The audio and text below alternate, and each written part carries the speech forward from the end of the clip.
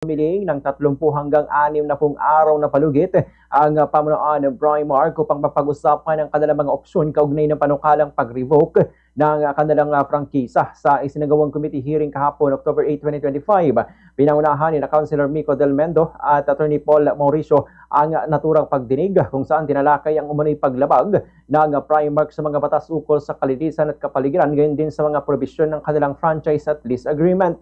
Sa nasabing pagdinig, nakiusap ang panig ng Primark na bigyan sila ng sapat na panahon upang mapagpasyahan kung kanilang ito-turnover na ang pamamahala ng palengke o kung babayaran at aayusin na lamang nila ang mga obligasyon kabilang ng issue sa sanitation compliance. Inahayag naman ni Vice Mayor Benji D. III ang kanyang pagkadismaya sa tila paulit-ulit ng pagdinig sa parehong usapin, ngunit hanggang ngayon ay wala pa rin konkretong aksyon mula sa panig ng Primark. Sinubukan namang kunin ng Bombo Radio News Team ang panig o pahayag ng Primark, subalit tumanggi na ang kinatawan nito na magbigay ng anumang pahayag kaugnay sa usapin. Ganito ang bahagi ng pahayag ni Vice Mayor Benji D. III. Maliliit, ang bilis at mapagawa. Bakit yung malalaki? Paulit-ulit ang family hearing natin na to.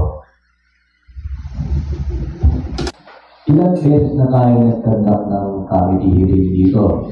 Patungkol po dito sa LPY at Primark.